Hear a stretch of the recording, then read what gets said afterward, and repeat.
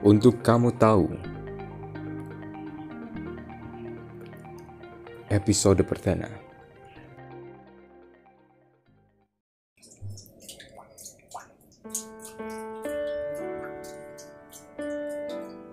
Tiga bulan lalu, kota ini ditutup dengan skenario lockdown oleh pemerintah setempat.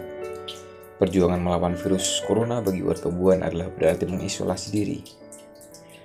Jiayo Wuhan, Jiayo Wuhan, Jiayo Wuhan. Begitulah teriakan warga Wuhan yang saling menyemangati dalam menghadapi wabah virus. Teriakan semangat dari balkon apartemen. Untuk kamu tahu, 4 hari lalu Wuhan sudah pulih seperti biasa, dan dunia seolah perlu belajar darinya.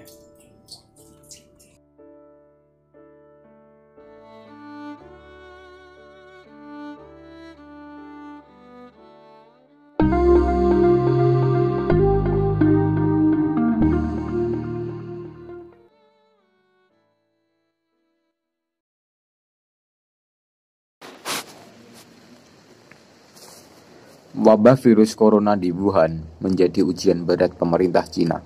Seorang ilmuwan epidemiologis terkenal Cina, Yong Nanshan, yang pertama kali mengungkap adanya transmisi virus antar manusia pada pertengahan Januari 2020. Dengan mempertimbangkan virus ini adalah virus jenis baru dan dapat bertransmisi antar manusia, serta belum ditemukan vaksinnya, melockdown kota Wuhan adalah keputusan tepat pemerintah Cina, sekalipun harus mengorbankan 11 juta warganya, dan menyusul 16 kota lain di Provinsi Hubei mengikuti kebijakan lockdown, serta yang berdampak pada 56 juta jiwa lainnya.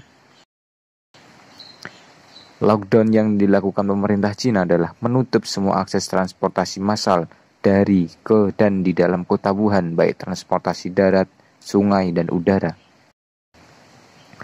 Warga yang terlanjur keluar Wuhan sebelum lockdown diminta melapor ke hotline yang telah disediakan oleh kota-kota setempat untuk dipantau kesehatannya.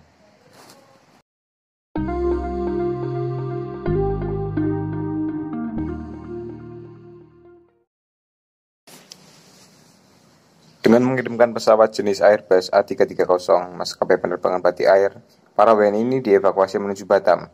Pemerintah sudah menyiapkan lokasi karantina selama 14 hari di Hanggar Laut Raden Sajat, Ranai, Kabupaten Natuna. Setelah dari Batam, mereka dievakuasi dengan 2 pesawat jenis Boeing 737 milik TNI dan 1 pesawat Hercules. Sementara itu, skema yang dijalankan dalam evakuasi ini, para WNI nantinya akan diobservasi selama 14 hari, sedangkan kru pesawat yang bertugas dalam pemulangan WNI ini juga akan diobservasi selama 2-3 hari. Dari pantauan Batam News, ada puluhan petugas yang memakai APD bersiap siaga.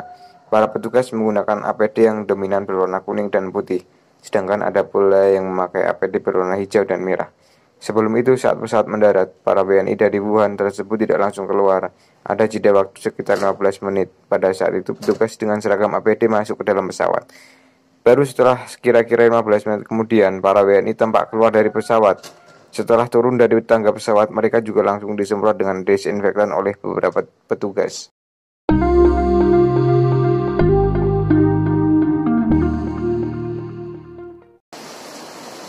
Tanpa sengaja, sebuah potret mengharukan seorang dokter di rumah sakit sementara di Wuhan, Cina, tengah berbaring di atas kasur seorang diri diabadikan oleh seorang petugas medis pada Rabu 11 Maret 2020 lalu. Dalam foto yang diabadikan oleh Lai Xinlin, dokter bernama Jian Wenyang tersebut berbaring di atas tempat tidur pasien yang sudah kosong.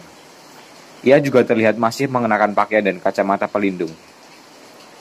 Berdasarkan cuitan People Daily, Cina, sang dokter berbaring dengan perasaan lelah sekaligus lega.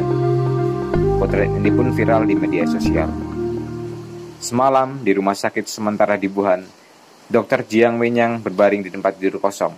Kelelahan dan lega, cuitnya, @pdcina. Foto tersebut diambil tepat sebelum rumah sakit ditutup karena 49 pasien terakhir yang dirawat di rumah sakit tersebut telah dinyatakan pulih dan dipulangkan. Rumah sakit sementara yang awalnya adalah sebuah stadion ini adalah yang terakhir ditutup oleh pemerintah setempat. Setidaknya terdapat 14 rumah sakit darurat setelah kasus infeksi menurun drastis di negara tersebut. Melihat foto ini, banyak warganet yang memberi apresiasi atas jasa sang dokter dalam merawat pasien. Salah seorang pengguna internet menulisnya, Terima kasih dokter dan tim medis atas kerja keras kalian yang tulus. Tuhan memberkati kalian dan keluarga kalian, balas seorang warganet. Terima kasih pahlawan, kami akan berterima kasih kepada kalian selamanya. Tutur warganet yang lain.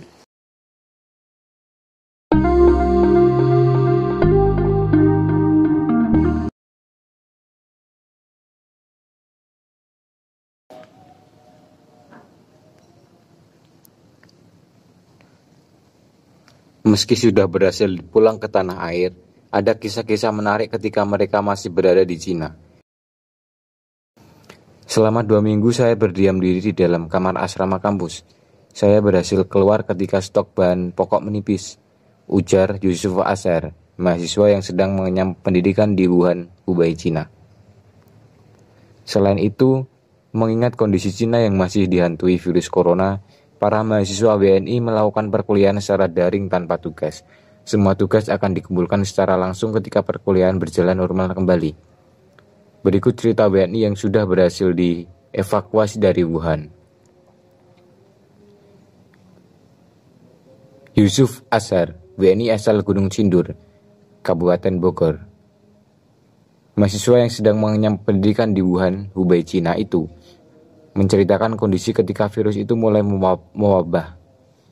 Pria berusia 19 tahun ini bercerita dirinya bertahan di asrama Universitas Normal Tiongkok Tengah atau CCNU. Yusuf bercerita, semenjak pemerintah Cina melakukan penguncian, keluar masuk kota tersebut sangat dibatasi. Pihak kampus, mahasiswa disarankan untuk berdiam diri di kamar masing-masing, lalu menghindari tempat-tempat keramaian. Kebijakan tersebut agar mahasiswa tidak tertular virus corona. Mahasiswa hanya diperbolehkan keluar kampus untuk membeli bahan makanan. Itu pun harus memakai masker wajah hingga kacamata hitam. Yang tidak boleh kami lakukan adalah keluar sangat jauh dari dormitori atau asrama, kecuali untuk beli makanan dan keperluan sehari-hari. Itu pun maksimal jaraknya 500 meter. Saya berhasil keluar ketika stok bahan pokok menipis, kata pemuda yang mengambil jurusan perdagangan internasional ini. Saat keluar asrama, ia harus mengenakan lapisan pakaian ekstra, yang kemudian dicuci begitu kembali ke asrama. Semua tas belanja yang digunakannya dibersihkan dengan hati-hati menggunakan sabun. Yusuf menuturkan, di supermarket hanya tersedia sedikit pilihan makanan, di mana produk makanan sangat jarang ditemukan. Dalam perjalanan, ia juga hampir tidak melihat orang-orang berada di jalan. Tapi saya belum pernah lihat ada yang susah nyari makan. Alhamdulillah teman-teman di kampus juga belum ada yang terjangkit virus corona, terangnya. Sejak virus corona menyerang Wuhan, Yusuf mengaku sangat was-was. Rasa cemas semakin menjadi ketika pemerintah Cina melakukan penguncian wilayah Wuhan. Ketika Wuhan di lockdown, saya sangat was-was dan ingin sekali pulang ke tanah air, ujar dia. Saat itu WNI yang berada di Wuhan mengaku hanya bisa menunggu kabar baik dari pemerintah setempat dengan KBRI, serta berharap dapat segera dievakuasi ke Indonesia. Secara jasmani kami sehat semua, tetapi secara keinginan kami ingin pulang ke Indonesia, kata Yusuf, seorang WNI asal Cikarang, Kabupaten Bekasi, Jawa Barat, Musela Karentia. Ia bertahan dari ancaman virus corona di Cina dengan memilih makanan dalam kemasan tertutup. Keluarga pesan supaya makanan tetap tertutup seperti ciki dan sejenisnya, yang penting bukan makanan yang terbuka, kata adik kandung saya. Kisah itu disampaikannya saat sedang menjemput kepulangan sang kakak di Bandara Halim Perdana Kusuma, Jakarta Timur. Musela saat ini berstatus sebagai mahasiswa semester 4 jurusan manajemen bisnis di Wuhan University. Kakak saya sekolah di Wuhan sejak 7 bulan lalu melalui beasiswa pemerintah, ucap Cherry. Sejak wabah corona merebak di Wuhan, kata dia, keluarga yang tinggal di kawasan Serang, Cikarang Selatan sempat khawatir. Komunikasi yang bisa dilakukan melalui sambungan telepon atau panggilan video. Di Wuhan sempat stok makanannya habis, tapi kakak saya bilang jangan khawatir, makanan di sini terjaga dan aman. Makanan instan tersebut diperoleh WNI dengan cara membelinya menggunakan kocek pribadi dari sejumlah minimarket yang berdekatan dengan pusat karantina. Selain mengonsumsi makanan ringan dalam kemasan plastik tertutup, Musela juga diminta oleh keluarga untuk terus berdoa. Untuk konsumsi minuman pun dipilih secara selektif menggunakan air mineral kemasan.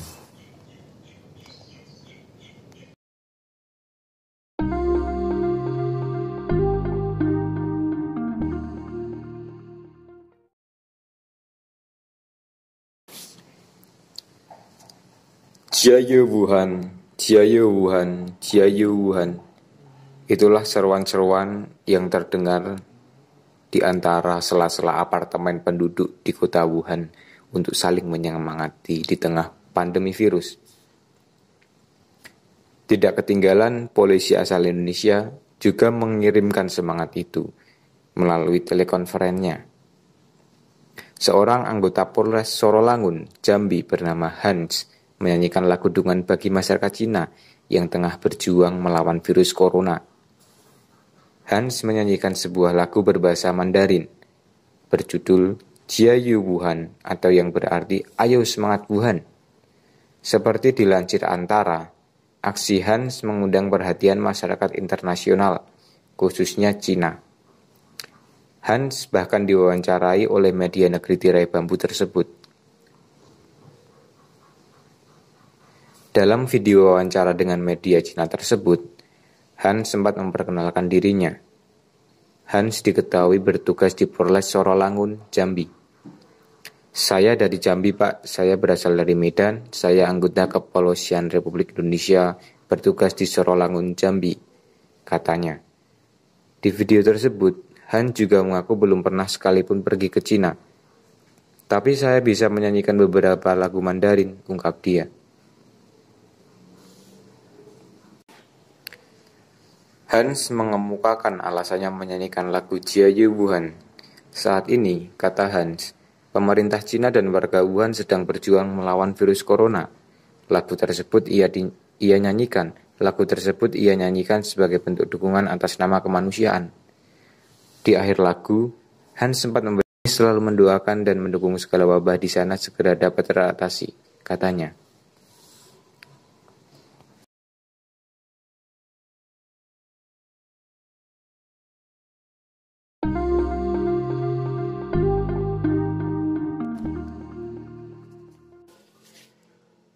Rumah sakit khusus untuk pasien virus corona di Wuhan dibangun mencontoh rumah sakit yang dibangun untuk merawat pasien wabah sindrom pernapasan akut berat atau SARS tahun 2003 lalu. Seperti dilansir PPC dan The Global Times, Senin 3 Februari 2020. Rumah sakit Haoshenshan telah selesai dibangun di kota Wuhan, pusat wabah virus corona hanya dalam 10 hari. Pembangunan rumah sakit ini didasarkan pada desain rumah sakit Xiaotangshan yang dibangun otoritas Cina di Beijing guna mengawasi wabah SARS pada tahun 2003 atau sekitar 17 tahun lalu. Diketahui bahwa rumah sakit Xiaotangshan dibangun hanya dalam waktu 7 hari. Hal ini memecahkan rekor dunia untuk pembangunan rumah sakit tercepat.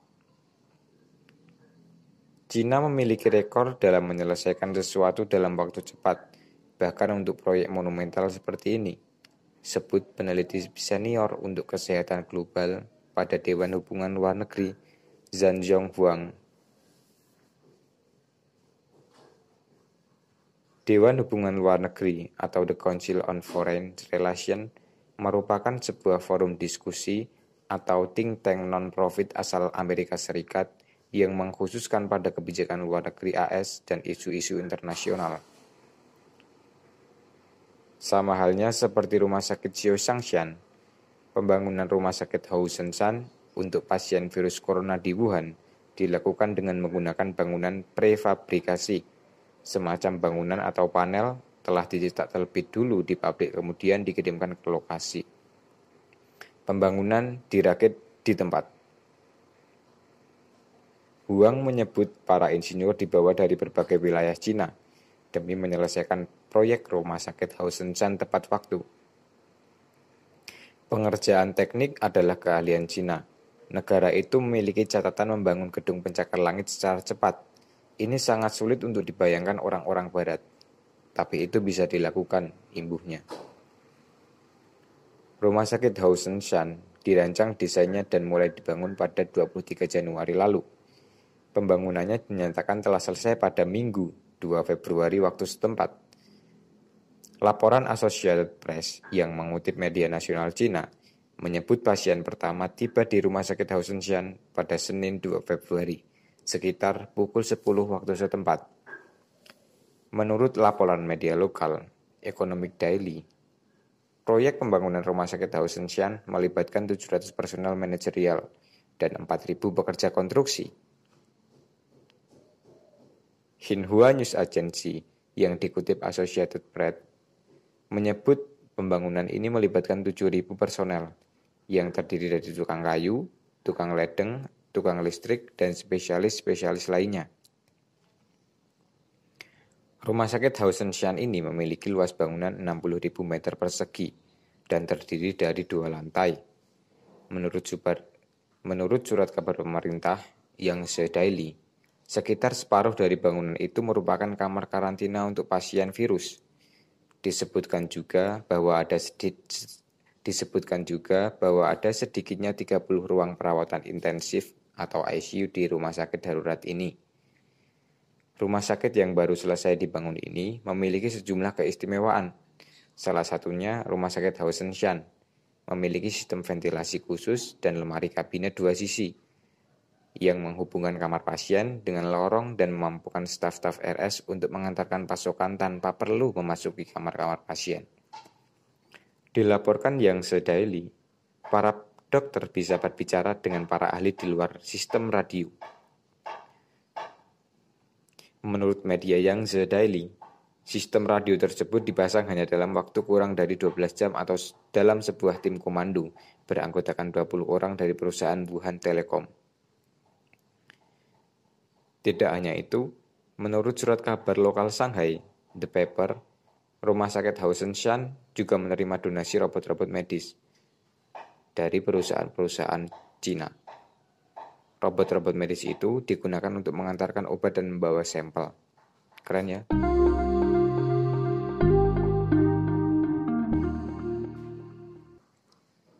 Semenjak menarik diri dari penutupan wilayah, Wuhan seiring waktu semakin kondusif.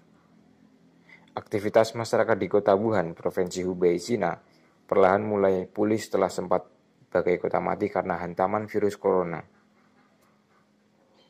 Masyarakat kota Wuhan mulai kembali bekerja dan sudah berani menggunakan transportasi publik setelah 2 bulan lockdown.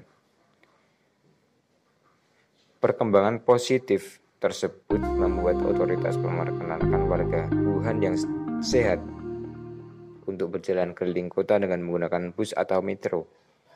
Namun dipersyarati semua orang yang melakukan aktivitas tersebut harus menunjukkan identitas mereka.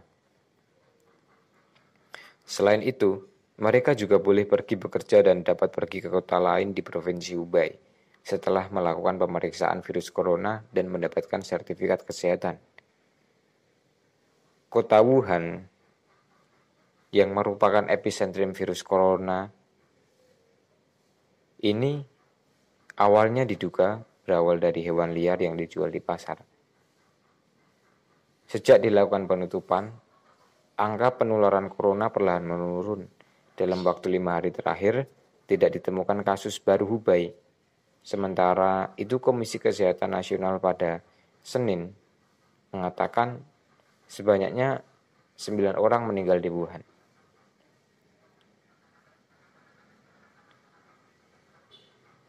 Turis yang dinyatakan sehat akan diizinkan untuk melanjutkan perjalanan ke Beijing. Namun mereka akan tetap dikarantina di fasilitas yang telah disediakan pemerintah.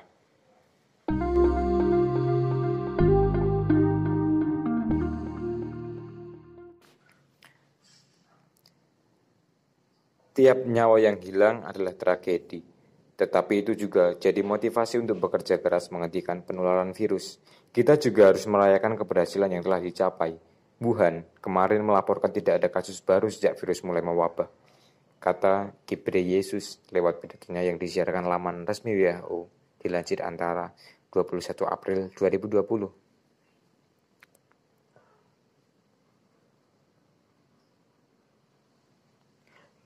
Direktur Jenderal WHO itu juga menyampaikan apresiasinya kepada pendiri Alibaba, Jack Ma, dan pebisnis asal Nigeria Aliko Dangote yang berinisiatif membantu masyarakat serta pemangku kepentingan dalam menyediakan kebutuhan sanitasi dan medis. Walaupun demikian, pemerintah Cina justru mengamati ada peningkatan kasus positif COVID-19 dari penularan luar negeri atau imported case. Komisi Kesehatan Nasional Cina melaporkan 34 kasus baru penularan COVID-19, naik 2 kali lipat dari 13 kasus pada hari sebelumnya.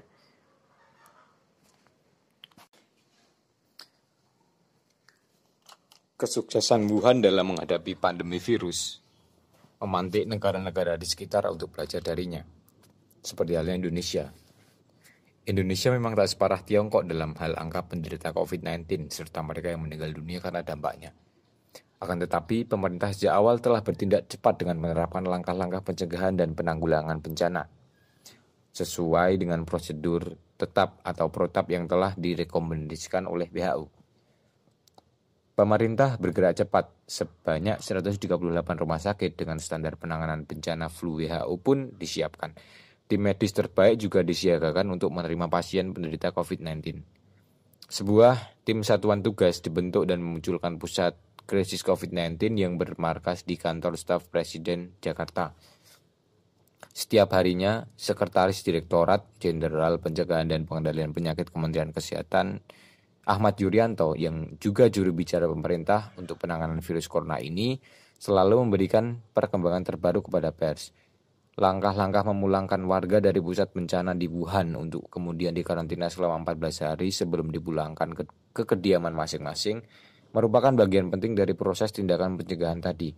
Begitu juga dilakukan terhadap ratusan warga Indonesia yang bekerja sebagai anak buah kapal atau ABK pada 2 kapal pesiar asing World Dream dan Diamond Princess yang terpapar virus corona. Sebanyak 188 warga Indonesia ABK World Dream dan 68 ABK Diamond Princess telah melaksanakan karantina di Pulau Sebaru selama 14 hari. Mereka semua dinyatakan tidak menderita COVID-19. Tidak hanya itu, penangkapan terhadap para spekulan penimbulan alat pencegahan sederhana seperti masker dan pensteril tangan juga dilakukan. Seperti halnya Tiongkok, lapisan masyarakat di tanah air ikut tergerak untuk bersama melawan persebaran COVID-19. Sejumlah pengelola perguruan tinggi pun mulai menerapkan kebijakan kuliah jarak jauh untuk mengurangi dampak COVID-19. Pengelola gedung dan pusat perbelanjaan secara rutin mengukur suhu tubuh pengunjung. Begitu juga dengan pengelola sarana transportasi publik seperti MRT di Jakarta yang secara berkala mengukur suhu tubuh calon penumpang sebelum memasuki gerbong MRT. Saat ini menjadi pemandangan yang umum jika melihat ada botol hand sanitizer di tempat atau sudut-sudut strategis, baik itu di pusat pelayanan publik, sekolah, atau pintu-pintu masuk gedung perkantoran, bahkan sampai pada tingkat gang-gang. Begitu pula penyemprotan desinfektan di tiap titik berkumpulnya orang, termasuk rumah ibadah, pun mulai dilakukan. Jakarta sebagai epicentrum penyebaran virus corona juga tidak tinggal diam. Otoritas memberikan imbauan untuk mengurangi kegiatan berkumpul di pusat-pusat keramaian. Aktivitas hari bebas kendaraan bermotor atau HBKB atau Car Free Day yang biasa digelar setiap hari Minggu pun ditiadakan selama 2 pekan. Sebanyak 14 destinasi wisata yang dikelola oleh pemerintah Provinsi DKI Jakarta antara lain Taman Marga Satwa Ragunan, Pusat Wisata Ancol juga ditutup. Penutupan selama 14 hari ini terhitung sejak 14 Maret hingga 30 Maret 2020 dilakukan karena otoritas akan melakukan penyemprotan desinfektan. Selain itu, Pemprov DKI juga mengumumkan melalui situs resmi titik-titik persebaran COVID-19 yang terdapat di 19 kecamatan. Selain itu, di Solo, di Jawa Tengah, otoritasnya bahkan sudah menetapkan status kejadian luar biasa atau KLB menyusul meninggalnya warga mereka yang menderita COVID-19. Siswa-siswa diliburkan, sejumlah otoritas daerah lain pun menetapkan sejumlah kebijakan yang ditujukan untuk menghambat persebaran virus SARS-CoV-2 demi melindungi